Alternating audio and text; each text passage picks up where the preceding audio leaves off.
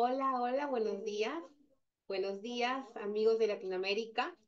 Les habla la doctora Cecilia Taboada Palomino, pediatra intensivista desde Perú. Bienvenidos a otra sesión de sábados de USPE. Este sábado nos toca caso clínico y el día de hoy nos acompaña nuestra amiga, colega, pediatra intensivista desde Nicaragua. Bienvenida, Rielka. Hola, Permíteme buenos días a todos, ¿cómo están? Permíteme presentarte, Rielka. La doctora Sí, Rielka, doctora. pediatra intensivista y experta en ecografía crítica. Ella labora en el Hospital Victoria Mota de Jinotega, Nicaragua. Y el caso del día de hoy, como lo estamos viendo en pantalla, es sobre pocus abdominal. Es un caso muy interesante que estoy seguro que muchos de nosotros hemos tenido algún caso parecido. Te dejo, Rielka, bienvenida. Bueno, buenos días a todos. ¿Se escucha bien? Sí, Rielka. Ok. Bueno, el día de hoy vamos a hablar acerca del POCUS abdominal. Es un caso clínico que llegó a mi hospital en el mes de septiembre y creo que nos va a ser de mucha importancia el por qué debemos realizar POCUS en la emergencia y ayuda al manejo pronto del paciente. Entonces, iniciaremos lo que es la charla y vamos. Si se escucha cortado, me dicen, por favor. Todo bien, Rielka, todo Ok. bien.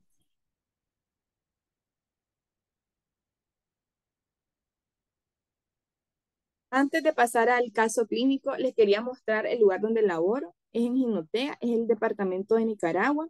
Su cabecera departamental es Jinotega y este está situado en la frontera norte, limitando con la República de Honduras. La altitud está a 1.400 metros sobre el nivel del mar. La población actual que se encuentra en Jinotega es aproximadamente 507.000 habitantes.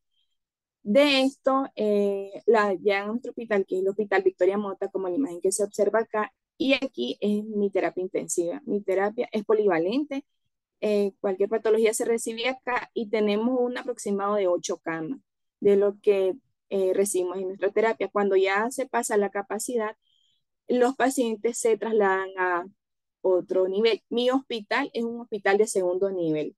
Tercer nivel ya corresponde en lugares de Managua.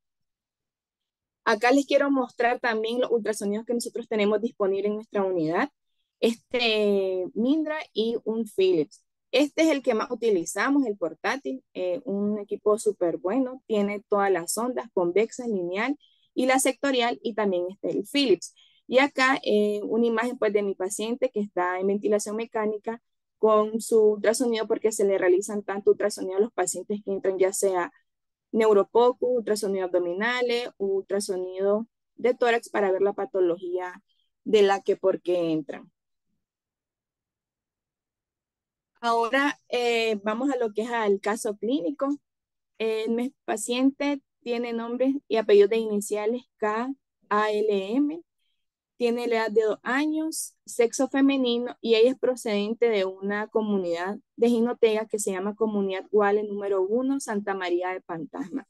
Esta comunidad queda aproximadamente a 2 horas y media de llegar al Hospital Victoria Mota. Es de difícil acceso debido a que actualmente en Nicaragua está en la lluvia y se le hace más difícil poder pasar los que son los ríos o las quebradas. La hora de atención, esta niña llegó el 9 de septiembre de este año a las 9 de la mañana con los siguientes signos vitales: 103,59 de presión, con una cardíaca en 154, una frecuencia respiratoria en 26, saturando 99, con una temperatura de 36. El peso para la niña es de 10 kilos con una talla de 65 centímetros.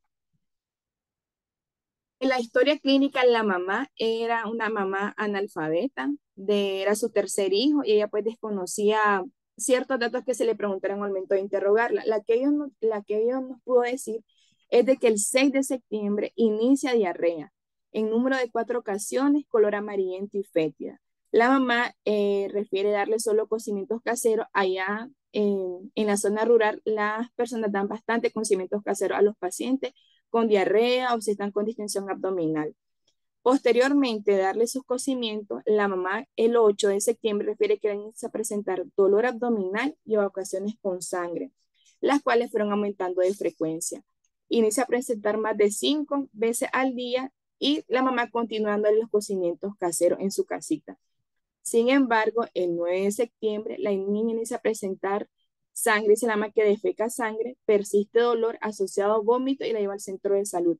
En el centro de salud, considerando las características y la historia que la mamá refiere, la elevan como una disentería y la trasladan a la unidad de salud considerando por la edad del paciente y el estado nutricional. Esos fueron los criterios de su traslado para nuestra unidad y la elevan como una disentería. Acá cuando la revisamos al examen físico, el abdomen se encontraba doloroso a la palpación. En fosa ilíaca izquierda, la peristalsis se encontraba disminuida y la niña tenía datos de irritación peritoneal.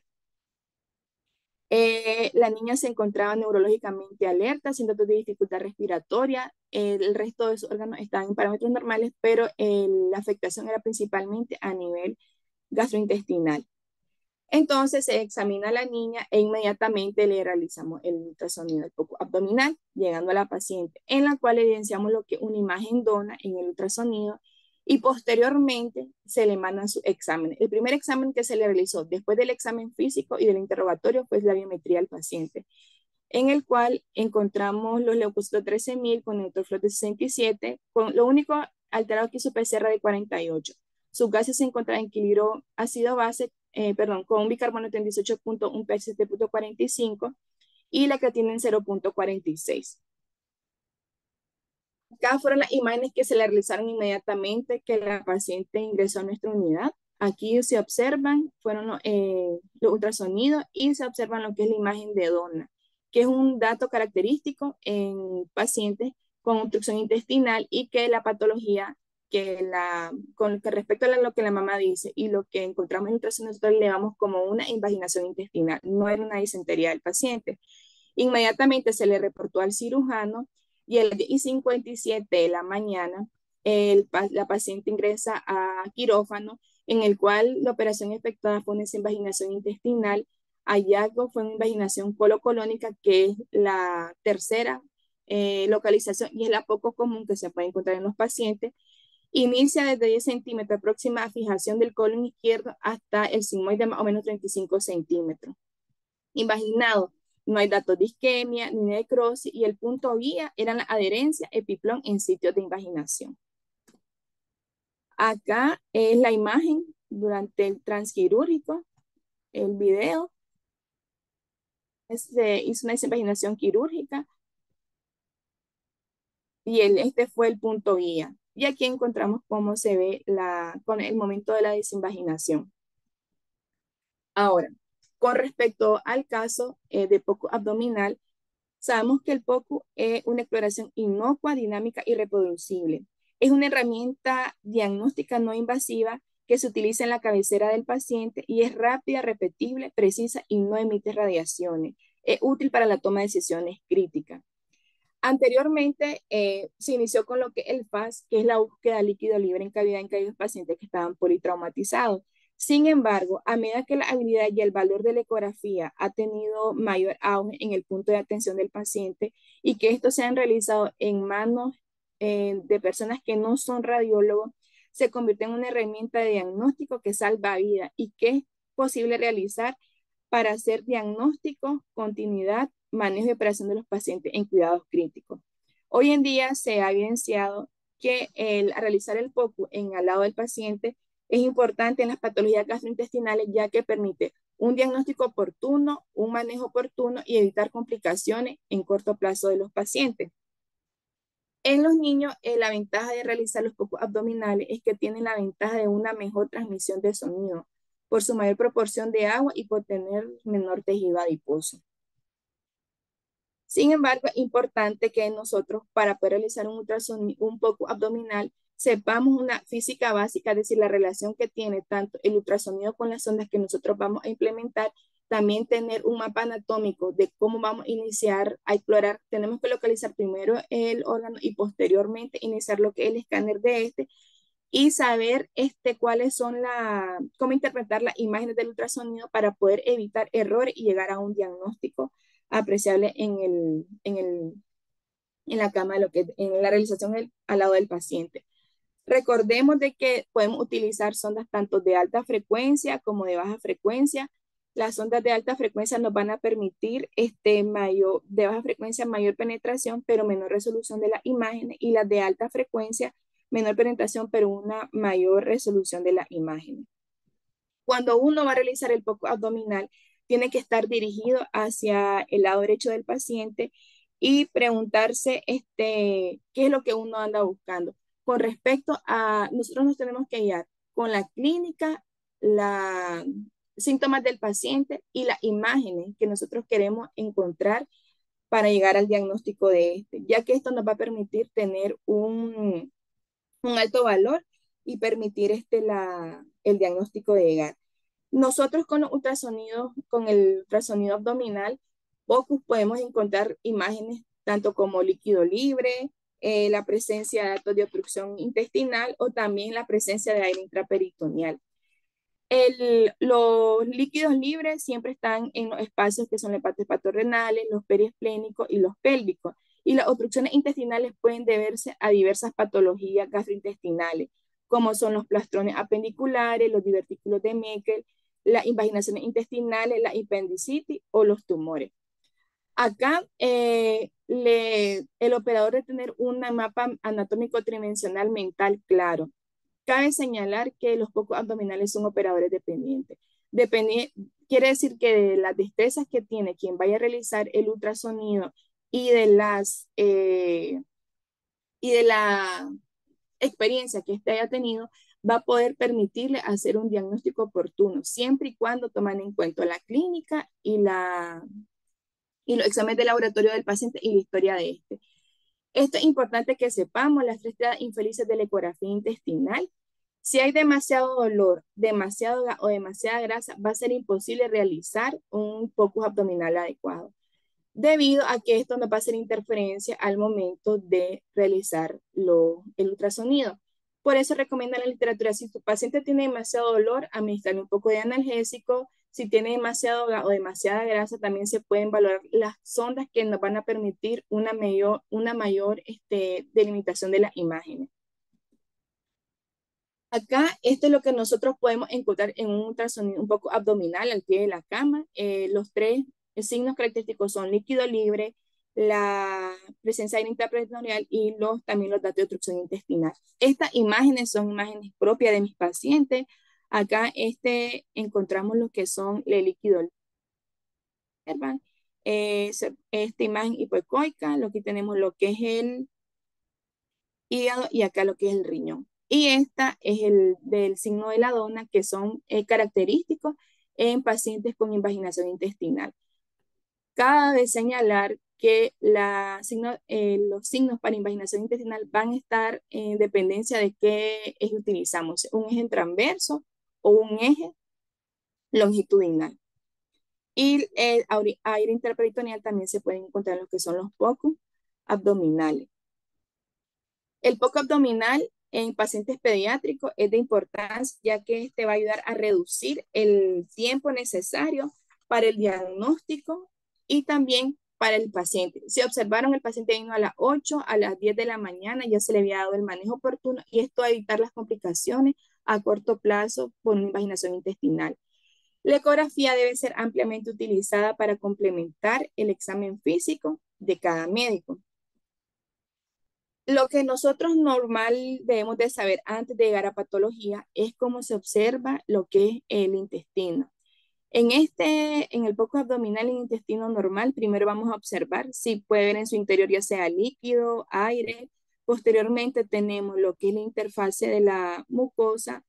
Después tenemos lo que es la submucosa. Posteriormente vamos a tener lo que es la muscular de la mucosa, la muscular propia y la serosa. Esto es lo que se va a ver en una imagen de un poco abdominal.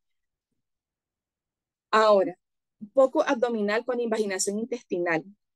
La invaginación intestinal implica la invaginación del intestino proximal hacia el intestino distal o en un segmento inmediatamente adyacente. El más común es el intestino delgado Y los síntomas ocurren debido a a las contracciones peristálticas, es decir, en la parte del intestino donde está invaginado, al estar en movimiento, en una lucha, hay por decir, una lucha retrógrada, y esto va a producir los síntomas del paciente, como son distensión abdominal, dolor y posteriormente lo que son los vómitos.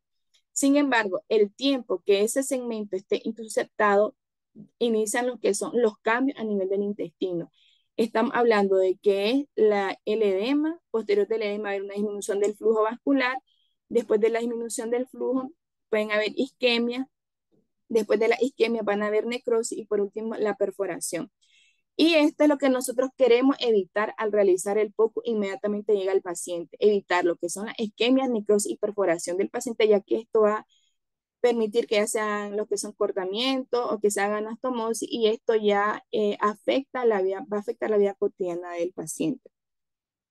Los focos abdominales, principalmente en la edad pediátrica, la más común es la ileocólica, que es la más común. La idiopática pueden ser por algo anatómico o infeccioso y es la emergencia abdominal más común en la primera infancia. El predominio puede ser de 6 a 18 meses en varones y el 30% de los casos en niños mayores de 2 años. Y un 10% hay una lesión, una lesión al precipante. En nuestro paciente se salió de la epidemiología porque era una niña, tenía 2 años de edad y la localización fue colocolónica y su causa fue de origen anatómico. Ahora, el POCUS abdominal, el cuadro clínico de la invaginación intestinal, principalmente tenemos un dolor abdominal tipo cólico, puede haber presencia de vómito, es en jalea de grosea, un 60% de la masa palpable en epigastrio. Y la triada clásica del dolor abdominal, masa y es en jalea de grosea. En los neonatos sí se pueden presentar invaginación intestinal, sí se pueden presentar, pero son poco comunes. Y a veces se hace un diagnóstico erróneo pensando de que se debe a una enterocolitis. Tiene que ser un estudio más minucioso por manos, se podría decir que personas más experimentadas y en el 90% del diagnóstico de imaginación en los neonatos se da principalmente en lo que es el intestino delgado. Anteriormente, antes de tener tanto auge, lo que el POCUS se utilizaba en lo que eran las radiografías para hacer el diagnóstico de invaginación intestinal. Actualmente, pues se considera que esta solo tiene un 40% de sensibilidad, pero de especificidad no tanto. Hay estudios comparativos tanto del ultrasonido como la radiografía y la ecografía es la modalidad de diagnóstico para lo que son patologías gastrointestinales y principalmente para la invaginación intestinal. Se considera que tiene una sensibilidad del 97 al 98.5% y una especificidad del 97 al 100%. Entonces, ¿cuál es la ventaja de que nosotros hagamos POCUS de un paciente con patologías gastrointestinales? Uno, que es de una duración media que va a estar en el tiempo de la urgencia. Posteriormente se da menos tiempo de la puerta a su reducción y menos tiempo de observaciones en unidad hospitalaria y complicaciones que tu paciente puede presentar. Acá les quiero mostrar lo que nosotros vamos en la imagen de la ecografía, tanto les mencionaba al inicio qué tipo de imágenes van a observar si lo hacen un corte transversal o un corte longitudinal. Si lo hacen el corte en transversal, van a encontrar lo que es el signo de la diana y eso es dato característico de una obstrucción intestinal por una invaginación intestinal y si es longitudinal lo que es un pseudo riñón. En esta imagen acá podemos encontrar que esta es una imagen ecográfica del cuadrante superior derecho de un niño de 35 meses con antecedentes de dolor abdominal clínico. Las imágenes transversales, que es la imagen A, y la longitudinal muestran lo que es la invaginación intestinal. Aquí se puede observar lo que es el signo de la diana y lo que es la imagen de un pseudo riñón. Y en esta otra imagen, que es imagen de la ecografía, paciente de 11 meses, también se puede mostrar lo que es una intususcepción ileocólica. Y lo que se encuentra acá es el signo del pseudorriñón, también que son datos característicos de vaginación intestinal. La, Esto, como les mencionaba, solo para ya finalizar la intercepción, tenemos tanto imágenes diagnósticas por radiografía, pero como les mencionaba, se tiene un 40% de sensibilidad. Actualmente no se utilizan porque pueden haber falsos negativos, y el ultrasonido, que es el signalador y es el que tiene mayor sensibilidad y especificidad de un 97% a un 100%. También la literatura menciona de que uno puede utilizar hacer seguimiento después de darle manejo, depende si el manejo va a ser quirúrgico o no quirúrgico, si van a usar enema hidrostático o no para el manejo de la este, imaginación intestinal. Le pueden dar seguimiento posterior si no fuese quirúrgico, pero hay contraindicaciones absolutas. Por ejemplo, si el paciente tiene hemoperitoneo o tiene peritonitis o en estado de shock, no se puede realizar enema, tiene que ser manejo estrictamente quirúrgico. Y otra cosa que les quería mencionar, que también la aplicación de la ecografía en el diagnóstico del dolor abdominal es importante, ya que ayuda a retener el tiempo necesario del paciente para su diagnóstico y su futuro manejo. Este es un casito corto, las imágenes son del paciente y para finalizar, lo que la mano hace, la mente recuerda. Si nosotros estamos practicando todos los días Focus, se nos va a ser más fácil poder dar con el diagnóstico del paciente y saber qué tipo de imágenes estamos observando. Si tienen preguntas, dudas, me las Riel, pueden hacer saber. que te felicito, lindo tu caso. Es Lástima, chiquito el caso, pero lástima cabe señalar que no hubo necesidad de radiólogo. El paciente llegó, yo se lo hice, se le reportó al cirujano. Lo bueno es que el cirujano confió en mí y inmediatamente el niño se va a quirófano. No tuvimos que esperar 3, 4 horas que viniera un radiólogo para hacer el ultrasonido, ni hacerle radiografía, ni hacer biometrías o gases. Todo fue inmediatamente, el paciente llegó. y te Y felicito pues eso es doblemente. bueno porque le tienen ayuda bastante en la evolución y el diagnóstico y el Y manejo del paciente. además que el diagnóstico lo hiciste tú, ¿no? Una pediatra intensivista. Te Sí, felicito. yo lo hice. Rápido, ganamos tiempo, salvaste la vida del niño, ¿no? Le ahorraste trastornos electrolíticos asociados, ¿no? Y la evolución favorable.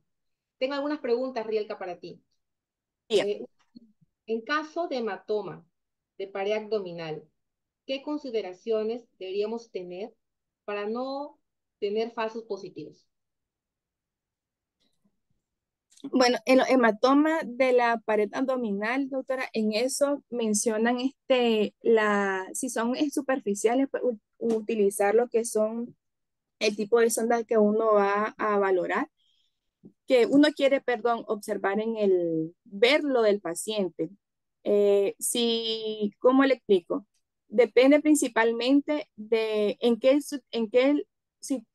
sitio anatómico se encuentra y cómo uno puede, de las características que uno va a observar en nuestra imagen. ¿Qué quiero decir? Que para saber qué tipo de imagen, uno tiene que saber la relación que tiene tanto el ecógrafo con la sonda y las imágenes que uno pueda observar, tipo si está anecoico, hiperocoico, tiene realce. Eso nos va a permitir distinguir si estamos frente a un hematoma o no.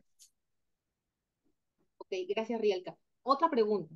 En caso de niños muy pequeñitos, lactantitos, ¿nos recomendaría usar la sonda lineal antes de la convexa? Sí, doctora. Es preferible utilizar, sí, bien, es preferible utilizar las sondas lineales porque son más superficiales para la estructura de los niños y nos pueden delimitar mejor la lesión. Claro está que las convexas son de mayor profundidad, pero no delimitan bien la imagen que uno quiere observar. En mi caso, yo primero, bueno, y como enseñó el doctor Ponce, eh, inicio con las lineales. Si no delimito bien o necesita mayor profundidad, cambio con la convexa para así poder determinar mejor la imagen que quiero observar en el paciente. Es decir, no es como que tiene que estar cerrado, voy a utilizar solo lineal y ya como no veo nada con lineal está normal, ¿no? Si ustedes tienen la duda, pueden también hacer y sonar a su paciente con una sonda convexa. Es lo que yo recomiendo, no solo quedarse con un tipo de sonda. Ok, gracias, Rielka. Otra pregunta. Muchas veces el aire dificulta la insolación a este nivel intestinal. Sí, ¿Cómo podemos aminorar esto?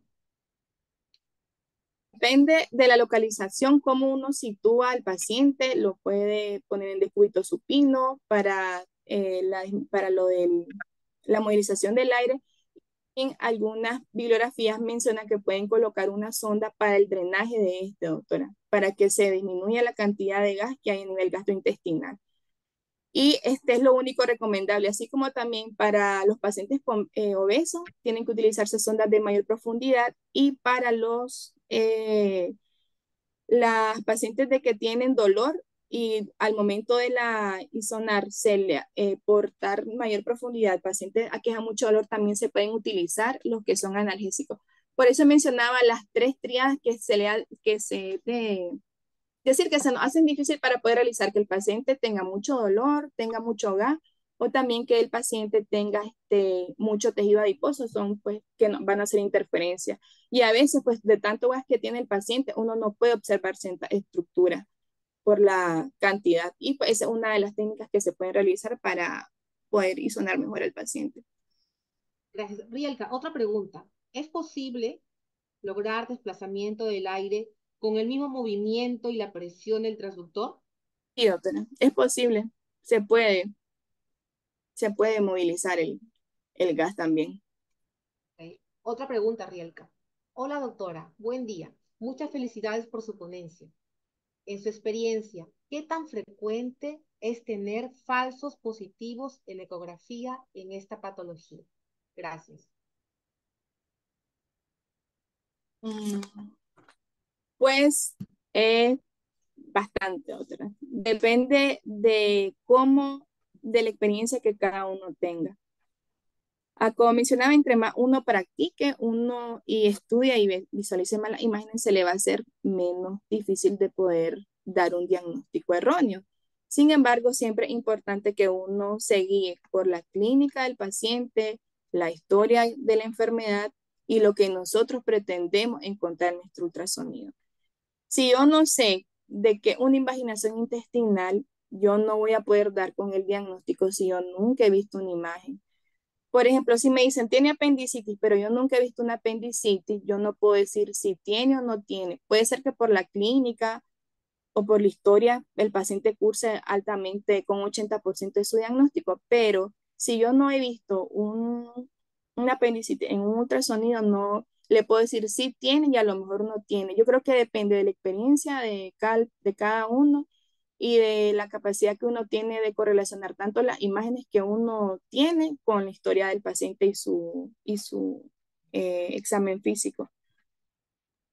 Ok, Rielka, si bien es cierto, la imagen más conocida, más popularizada es la imagen de la dona, ¿nos podrías reilustrar en la imagen en corte longitudinal, la imagen del pseudo riñón, por favor? Sí, aquí hace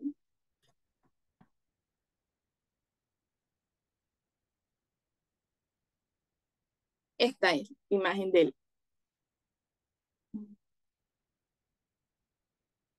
Acá encontramos lo que es la imagen del pseudo riñón. Esto es lo que es la imagen de la dona, se podría observar aquí, y esto es la imagen de un pseudo riñón. La de la Co- dona. Son, según ¿Cuál es, como uno localice, pues perdón, coloque su sonda, si de manera longitudinal o transversal. cuál es más fácil de abordar y de encontrar? La imagen La del... más fácil, doctora, es de manera transversal. Esa es la más fácil Ok, en mi paciente. Aquí, vamos a regresarnos. Acá. Entonces, esta es la imagen más fácil de poder realizarlo cuando uno realiza el estudio.